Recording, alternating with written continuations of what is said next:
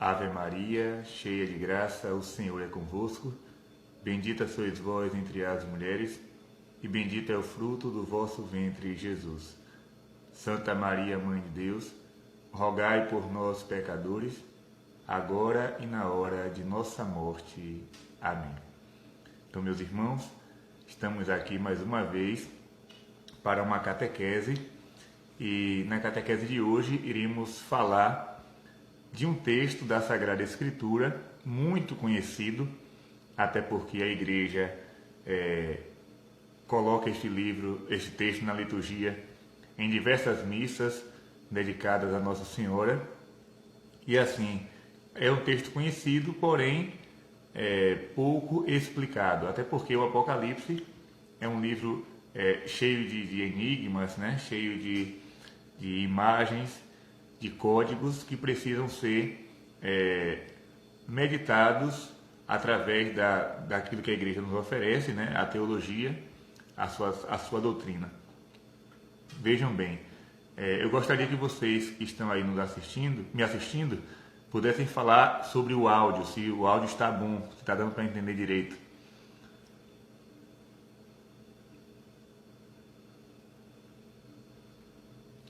Alguém que está aí pode falar se o áudio está dando para entender?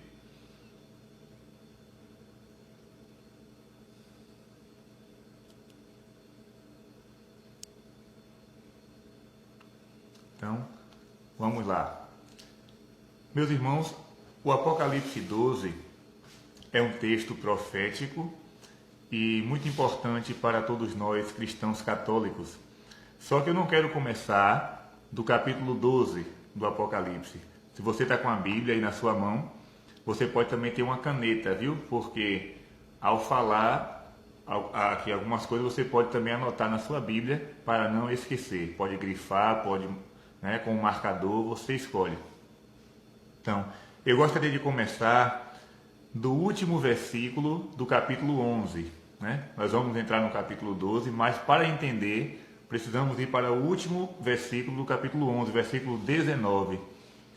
E a palavra vai dizer assim: abriu-se o templo de Deus no céu, e apareceu no seu templo a arca do seu testamento.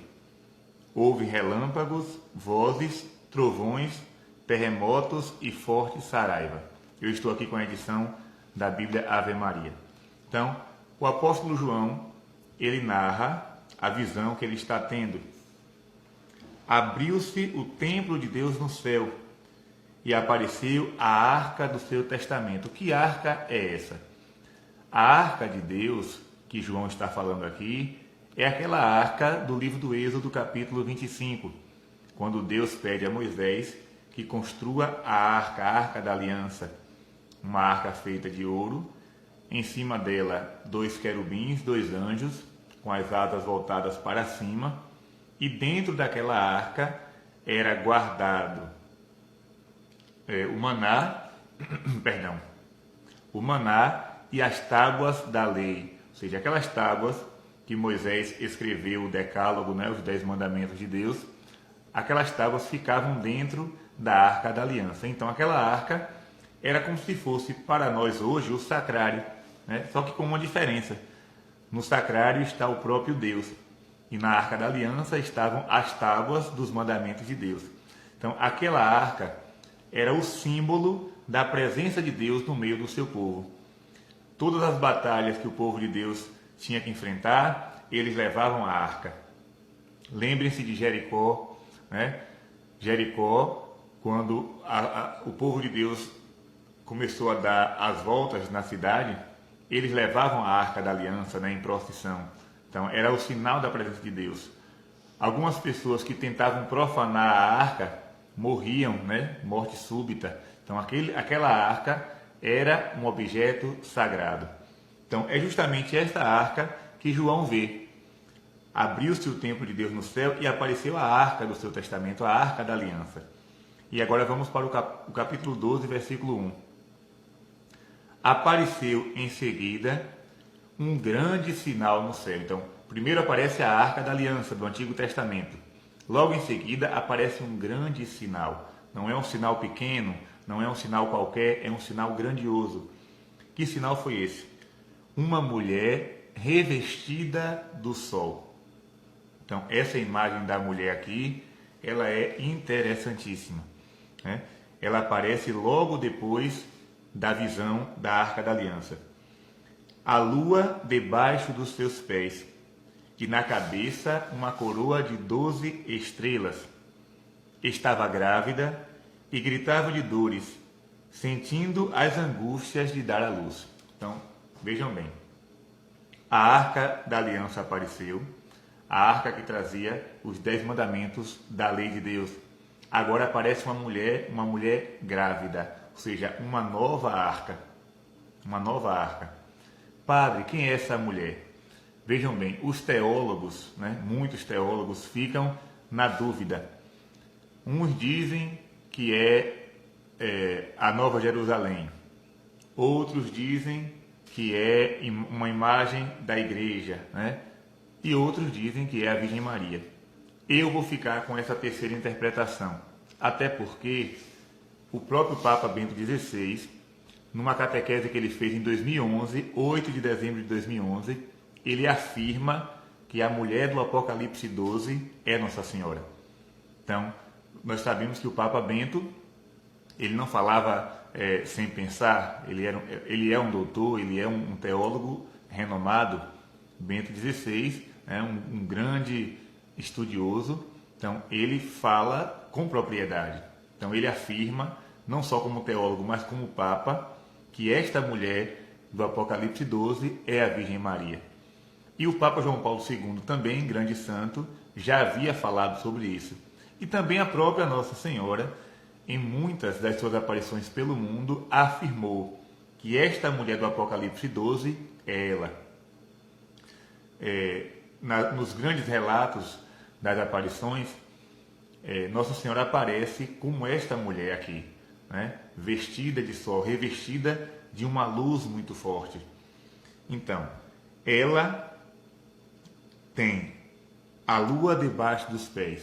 Primeiro vamos ver o sol. O sol na Bíblia é símbolo do Cristo, O sol nascente que nos veio visitar, o Cristo, o sol da justiça.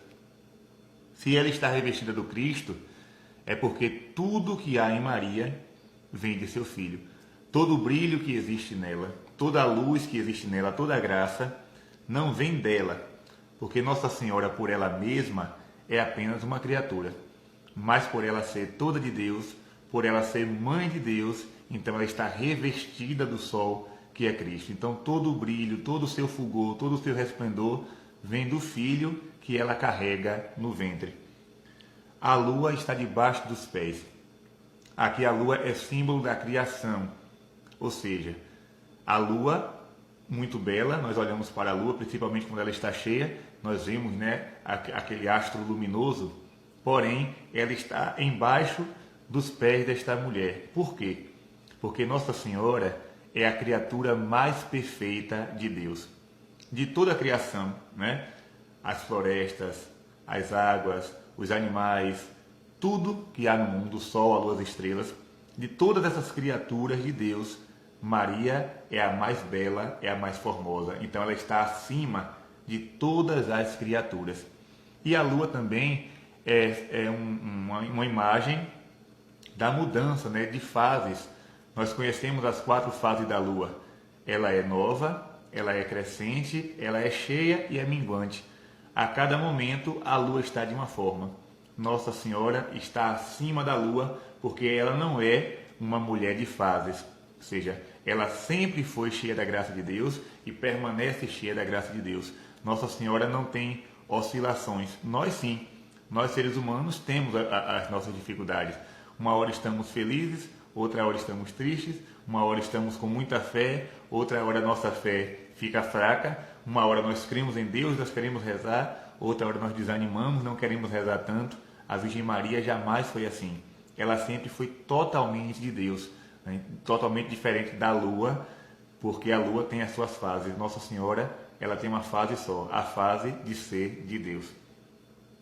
Ela traz também na cabeça uma coroa de 12 estrelas. Isso aqui também é muito importante. Quando se fala em 12, nós nos recordamos das 12 tribos de Israel, mas também nos recordamos dos 12 apóstolos de Jesus. Se Maria tem na cabeça uma coroa, ela é rainha. E se tem 12 estrelas, é porque ela é a rainha dos apóstolos. Nós rezamos isso na ladainha de Nossa Senhora. Então, ela é a rainha da igreja, ela é a mãe da igreja. Os apóstolos estão ao seu redor para dar testemunho, para dar testemunho do Cristo.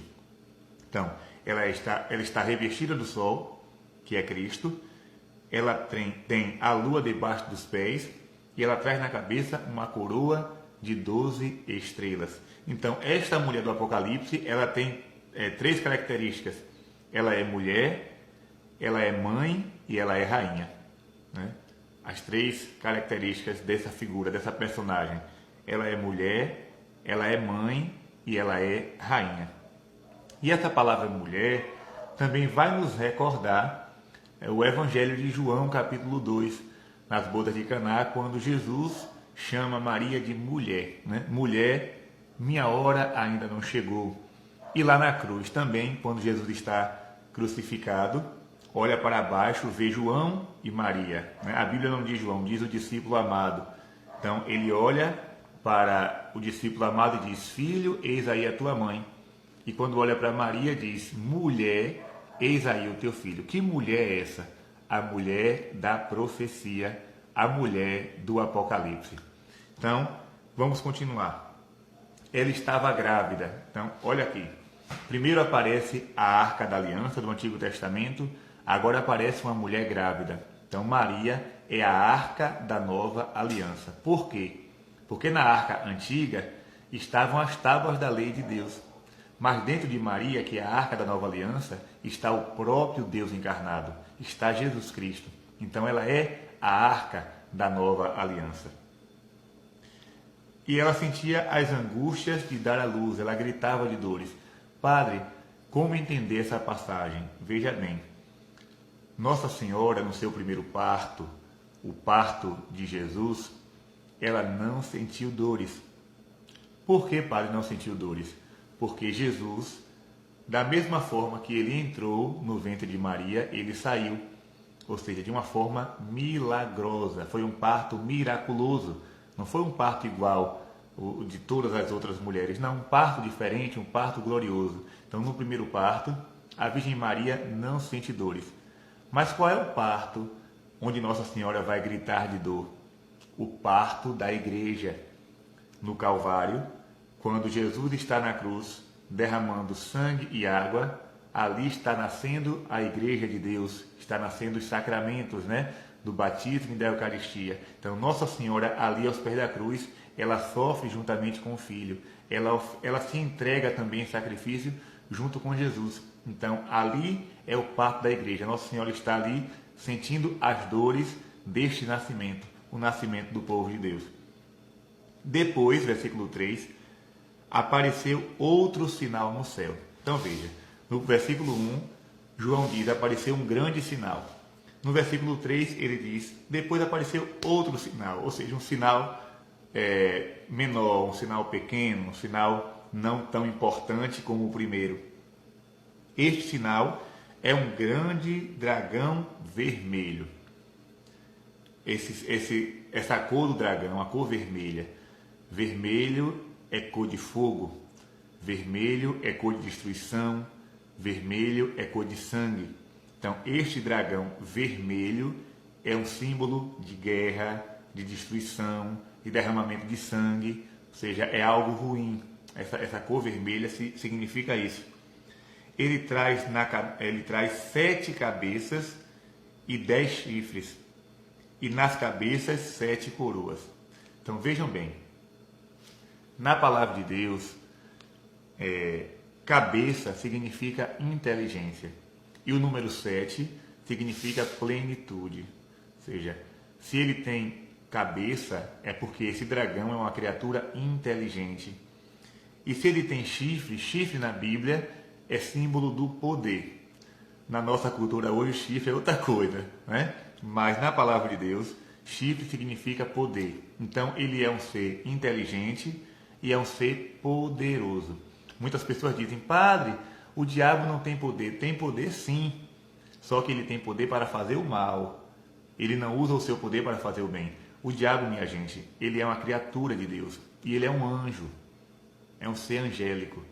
Quando ele se tornou diabo, demônio, quando ele foi expulso do paraíso, ele não perdeu os seus dons preternaturais.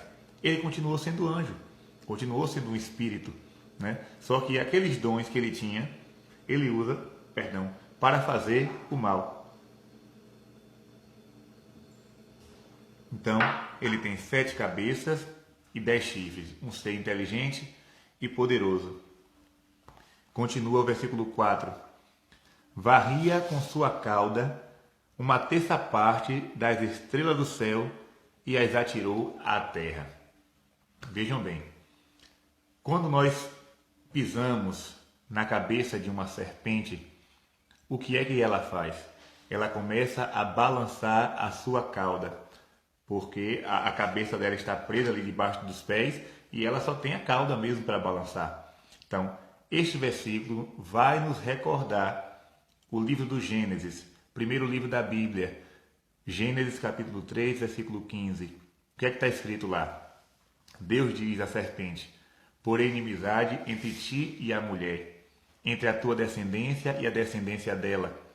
Esta te esmagará a cabeça e tu lhe ferirás o calcanhar. Então, olha aqui a ligação. No livro do Gênesis, a mulher esmaga a cabeça da serpente. No Apocalipse, o dragão, que é a primitiva serpente, nós vamos ver aqui, ele balança a sua cauda. Por que balança? Porque a sua cabeça está presa debaixo dos pés desta mulher. Está dando para entender, minha gente? E assim, por que é que no livro do Gênesis o demônio aparece para Eva como uma serpente e no Apocalipse aparece para Maria como um dragão? Veja bem, a serpente é símbolo do engano, da mentira. Então, ele aparece para enganar Eva. E Eva cai na mentira da serpente, do demônio. Só que o demônio sabe que com Maria ele não iria ter êxito. Ele não conseguiria enganá-la. Então, se ela está grávida, ele aparece como um dragão. Por quê? Porque ele quer assustar a mulher. Toda mulher, quando está grávida, ela se torna frágil, né? Então, ele aparece como dragão para assustar, para amedrontar a mulher. Ele não aparece como serpente, porque ele sabe que não conseguiria enganá-la, não conseguiria arrastá-la para o pecado, como arrastou a primeira mulher, Eva. Continuemos. Ele varria uma terça parte das estrelas do céu. Veja bem, aqui agora eu vou entrar em um campo, né, o campo da mística. E aqui é uma revelação particular, nós não somos obrigados a crer, mas é algo muito interessante. No livro do Movimento Sacerdotal Mariano, As Revelações de Nossa Senhora ao Padre Stefano Gobbi, Nossa Senhora vai dizer que essas estrelas do céu, que o dragão varre com sua cauda e consegue derrubá-las, são os sacerdotes da igreja. E aí, como é que nós podemos entender essa explicação de Nossa Senhora? Os sacerdotes são estrelas, por quê? Quando Jesus nasceu, uma estrela guiou os magos até o presépio de Belém. Hoje, os sacerdotes devem ser estrelas para guiar o povo até Jesus. Então, quando o dragão varre as estrelas com sua cauda, ele está fazendo cair muitos sacerdotes. Essa explicação não veio de nenhum teólogo, viu? Foi a própria Virgem Maria que revelou ao Padre Stefano Gobbi, que é o fundador do movimento sacerdotal mariano. Então isso aqui é muito forte. Quantos sacerdotes já caíram? Quantos sacerdotes desistiram da caminhada? Quantos sacerdotes deram escândalos na igreja? Por trás de tudo isso, há uma ação do demônio que quer destruir as almas sacerdotais. O demônio sabe que sem padre não tem confissão, sem padre não tem Eucaristia, sem padre não tem sacramento, sem sacramento não há salvação. Então, o grande plano de Satanás é destruir o sacerdócio. Todo ataque contra o sacerdote tem por trás o dedo do inimigo, né? Então, vai continuar aqui no versículo 4. Esse dragão deteve-se diante da mulher, ou seja, parou diante da mulher. Por quê? O dragão ele vem com toda a fúria, mas quando chega diante da mulher, ele para, ele se detém. Eu só me detenho diante de alguém que eu quero destruir se eu tiver medo dessa pessoa. Imagine, tem alguém ali e eu quero acabar com aquela pessoa, então eu vou correndo. Quando eu me aproximo, eu paro. Por que eu parei? Porque eu fico com medo. Eu sei que aquela pessoa tem mais poder do que eu. Então o dragão se deteve diante da mulher, ele parou, ele conhece Maria. Ele sabe que em Maria há um poder que vem de Deus e que ele não pode tirar. Ele não pode destruir e ele nunca será maior. Então ele se detém. E outra coisa, ele se detém porque aquela mulher está revestida do sol. E o dragão é um dragão que vive nas trevas. As trevas com a luz não se encontram. Então ele vem cheio de fúria, mas quando ele para diante da mulher vestida de sol, ele fica cego. Ele não consegue enxergar mais nada, então ele se detém. Continuemos. Ele se deteve diante da mulher que estava para dar à luz, a fim de que, quando ela desse à luz, lhe devorasse o filho. Olha aí a ousadia de Satanás, querendo destruir, né, Jesus Cristo. É muita ousadia. Lembra do capítulo 4 do Evangelho de São Lucas? Satanás não tentou de todas as formas desviar Jesus de sua missão? Se és filho de Deus, atira-te daqui abaixo. Se és filho de Deus, transforma estas pedras em pão. Ou seja, a tentação no deserto. Uma tentativa de Satanás para desviar Jesus da sua missão. Então ele quer devorar o filho, mas não consegue. A mulher deu à luz um filho, um menino, aquele que deve reger todas as nações pagãs com cetro de ferro. Aqui é o Cristo Rei do universo, né? O Cristo que deve reger todas as nações. É Senhor de todas as nações, de todos os povos. Mas seu filho foi arrebatado para junto de Deus, a ascensão do Senhor. Cristo vem à terra, mas volta para junto do Pai e do seu trono. A mulher fugiu então para o deserto, onde Deus lhe tinha preparado um retiro, para ir ser sustentada por 1260 dias. Houve uma batalha no céu, versículo 7. Miguel e seus anjos tiveram de combater o dragão. Daí vem a oração. São Miguel Arcanjo, defendei-nos no combate. Precipitai no inferno a Satanás e a todos os espíritos malignos que andam pelo mundo para perderem as almas. Então, aconteceu essa batalha no céu. Primeiro o dragão tenta contra a mulher, não consegue. Tenta contra o seu filho, não consegue. Então acontece uma batalha. São Miguel, príncipe dos anjos, combateram o dragão. O dragão também travou um combate, mas não prevaleceram. E já não houve lugar no céu para eles. Foi então precipitado o grande dragão, a primitiva serpente. Olha aí, né? São João está dizendo: foi precipitado o grande dragão, a primitiva, ou seja, a primeira serpente. A serpente do livro do Gênesis. A serpente a quem Deus colocou uma inimizade entre ela e a mulher misteriosa. Então, chamado de demônio e Satanás, o sedutor do mundo inteiro. Isso aqui é fortíssimo. O que é a sedução? Por exemplo, quando uma jovem quer seduzir um rapaz, ela usa de todos os artifícios.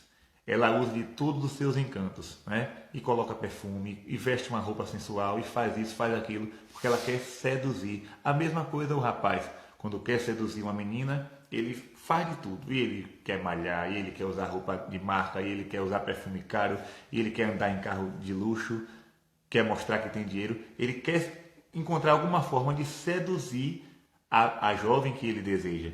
Então, Satanás, ele também usa o poder da sedução, mas usa para o mal. E ele seduz. Seduz os padres, seduz as freiras, seduz os leigos, porque ele tem esse poder. Por exemplo, todos os pecados mortais, né, são capazes de seduzir o ser humano. São coisas que dão prazer, são coisas que lhe levam ao desejo. Então tudo isso é uma sedução. Satanás, diz a Bíblia, é o sedutor do mundo inteiro. Ele quer seduzir todas as almas para levá-las ao seu reino de trevas, para levá-las ao pecado. Foi precipitado na terra e com ele os seus anjos. Então, nós precisamos sempre pedir essas duas proteções. A proteção da Virgem Maria, a mulher vestida de sol, e a proteção de São Miguel, que travou um combate contra o dragão e precipitou-o na terra. Continua o versículo 10. Eu ouvi no céu uma voz forte, que dizia: agora chegou a salvação, o poder e a realeza de nosso Deus, assim como a autoridade de seu Cristo, porque foi precipitado o acusador de nossos irmãos, que os acusava dia e noite diante do nosso Deus. Quando eu leio esse trecho, eu me lembro daquele filme que todos vocês conhecem, O Alto da Compadecida, do grande Ariano Suassuna, um escritor nordestino, onde ele coloca a figura do diabo justamente como um acusador. Está lá Jesus, sentado no seu trono, os personagens do teatro, do filme, sentados no banco da igreja, e do lado Satanás acusando cada um dos seus pecados. Apontava para o padre e dizia: simonia, tramou o enterro da cachorra. E tudo que ele fez se aplica ao bispo, que ele é cúmplice. Depois ele diz para a mulher: adultério. Aponta para o padeiro: avareza. Aponta para João Grilo e vai revelando os pecados de cada um. Ele é o acusador. É sempre aquele que nos acusa. Porém, se temos um acusador, temos também um defensor, que é o Espírito Santo, o Paráclito. Ou seja, o Espírito Santo é aquele que nos defende. E temos também uma grande advogada, a advogada nossa, a Virgem Maria. Então, se temos alguém para nos acusar, temos também alguém para nos defender. Então, versículo 11. Mas estes venceram-no por causa do sangue do Cordeiro e de seu eloquente testemunho. Então, vejam bem, a nossa vitória, ela se dá pelo sangue de Jesus. Não é por causa das nossas ações. Ninguém vai se salvar por conta própria. Se eu depender de mim, eu estou no quinto dos infernos. Mas eu acredito no poder do sangue do Cordeiro que foi derramado na cruz pela minha salvação. Então a nossa vitória está no sangue de Jesus. Desprezaram a vida até aceitar a morte, aqui o martírio, Não negar Jesus, principalmente nos momentos mais difíceis, mesmo com uma arma na cabeça, mesmo com uma espada no pescoço, mesmo sendo ameaçado, permanecer fiel ao Cristo. Isso é o martírio, isso é a fé provada no fogo. Versículo 12. Por isso alegrai-vos, ó céus, e todos que aí habitais, mas, ó terra e mar, cuidado, porque o demônio desceu para vós, cheio de grande ira, sabendo que pouco tempo lhe resta. Ele está furioso. Existe pouco tempo para nós. Existe pouco tempo para a igreja. Padre, como é que o senhor sabe disso? Não sou eu que sei, não. É a realidade que nos mostra. A própria Virgem Maria, as aparições de Nossa Senhora em Fátima, em Lourdes e La Salete, ela sempre está avisando: o tempo está se acabando, o tempo está se esgotando, é hora de conversão, é hora de mudança de vida. Então, Satanás está furioso e ele está fazendo de tudo para derrubar os cristãos. Porque assim, quem já está no mundo, quem já está no pecado, ele não se preocupa. Mas você e eu, que estamos aqui tentando rezar o nosso texto, nosso rosário, tentando, se esforçando para adorar Jesus na Eucaristia, participando das missas, querendo um caminho de santidade, nós somos o alvo de Satanás. E ele não vai descansar enquanto não nos derrubar. Ele vai fazer de tudo, absolutamente tudo. E ele vai usar o poder da sedução. Nós não podemos nos deixar seduzir por Satanás. Ele vai tentar, mas nós precisamos destes 3 auxílios.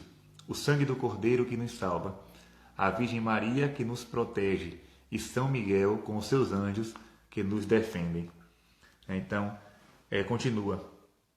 Eu vou agora, porque já está demorando muito, já passou do tempo. Vamos para o versículo 15. O versículo 15 diz assim: a serpente vomitou contra a mulher um rio de água para fazê-la submergir. Então, olha, o demônio continua furioso. Ele quer submergir. O que é submergir? deixar por baixo, né? Uma pessoa que está submersa, a água está lhe cobrindo. Então, ele quer fazer a mulher ficar submersa. O que é isso? Meus irmãos, Satanás sabe o valor que Nossa Senhora tem. Ele sabe o papel e a missão da Virgem Maria na salvação das almas, na conversão dos pecadores. Então, ele quer diminuir o papel de Nossa Senhora. Ele quer fazer com que ela fique submersa, que ela desapareça. Então, isso aí já acontece no meio protestante, né? Eles fazem de tudo para colocar Nossa Senhora abaixo, embaixo do tapete. Uma vez um amigo protestante disse assim: Padre, eu gosto muito da Irmã Maria. Eu gosto muito da Irmã Maria. E se vocês não gostam de ninguém, né? Vocês não gostam, e a prova é clara. Quando vocês têm um filho, ou uma filha, melhor dizendo, vocês colocam o nome de Esther, de Judite, de Sara, de Débora, esses nomes todos do Antigo Testamento, mas não colocam o nome de Maria. Por quê? Porque vocês não gostam dela, vocês não admitem que o nome de Maria seja pronunciado dentro de suas igrejas. Vocês não gostam de ver Maria sendo louvada, vocês não gostam de ver Maria sendo admirada, mas isso não é culpa deles, né? Eles aprenderam assim, foi ensinado isso, mas é uma doutrina diabólica, fazendo a mulher ficar submersa, debaixo do tapete, escondida. Por quê? Porque o demônio sabe, no dia que os cristãos conhecerem Maria como ela é, a derrota dele já está garantida. Os cristãos que conhecem a Virgem Maria se entregam a ela, e se entregando a ela, já estão debaixo do manto protetor, já estão pertinho de Jesus. Então Nossa Senhora é a grande defensora das almas, é aquela que tem a missão de encaminhar todos para Cristo, não para ela, encaminhar para Cristo. Daí a importância da consagração a Nossa Senhora. Quanto mais eu conheço Maria, mais eu quero conhecer Jesus. Quanto mais eu me aproximo desta mulher, mais eu quero conhecer o Senhor que ela deu à luz. Então, o dragão quer fazer a mulher ficar submersa. Ele vomitou contra a mulher um rio de água. Aqui são as ofensas que Nossa Senhora recebe. Ela teve mais filhos. Ela não é virgem. É uma mulher qualquer. Então, isso é um vômito, né, contra a Virgem Maria. Está vomitando um rio de água para tirar o seu valor, para tirar a sua importância. Versículo 16. A terra, porém, acudiu a mulher, abrindo a boca para engolir o rio que o dragão vomitara. Este, então, se irritou contra a mulher e foi fazer guerra ao resto de sua descendência, aos que guardam os mandamentos de Deus e têm o testemunho de Jesus. Então, aqui acaba o Apocalipse 12.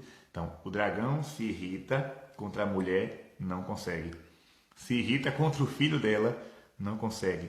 Se irrita contra Miguel e seus anjos, não consegue. E ele veio fazer guerra a quem? Aos descendentes da mulher. Eu e você, tu e eu. Né? Então, ele está fazendo uma guerra contra nós, aos descendentes da Virgem Maria. Aqueles que, junto com ela e com Jesus, irão esmagar a cabeça da serpente. Então, essa guerra ela vai acontecer até a volta do Senhor. Não fique pensando que Satanás dá trégua. Ele não tira férias. Ele não tem descanso. Então, ele trabalha noite e dia para poder perder as almas. Então, meus irmãos, eu acho que deu para entender alguma coisa, né?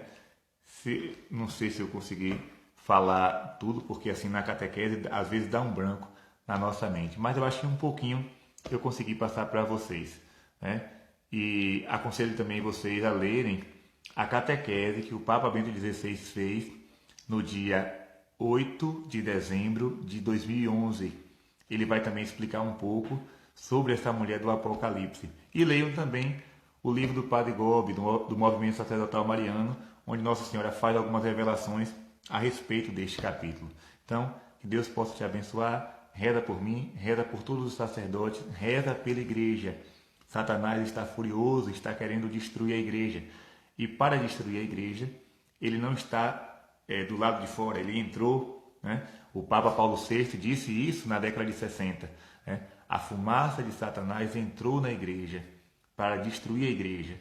Então, nós temos hoje verdadeiros emissários do demônio dentro da igreja de Jesus, semeando doutrinas falsas, pregando doutrinas errôneas, seduzindo os verdadeiros católicos a seguirem falsos caminhos. Então, é preciso ter cuidado. A Igreja de Nosso Senhor está manchada pela ação do inimigo. Porém, Cristo prometeu: as portas do inferno não prevalecerão. Mesmo que a Igreja de Deus se reduza a um pequeno grupo, ela irá vencer Satanás juntamente com Nossa Senhora e com Jesus. Aqueles que estão dentro dela para semearem confusão, a máscara uma hora vai cair. Não tenha dúvida disso. Já está caindo e vai cair ainda mais. Aqueles que estão dentro da Igreja de Jesus para trazer comunismo, para trazer falsa doutrina, para trazer protestantismo, né? Uma hora a máscara vai cair, né? Nada fica escondido, né? Jesus disse: não há nada de escondido que não venha a ser revelado. Então precisamos ter cuidado, precisamos clamar a proteção do sangue de Jesus, a intercessão de Nossa Senhora e o combate de São Miguel. Deus te abençoe, reza por nós e até a próxima catequese, se Deus quiser.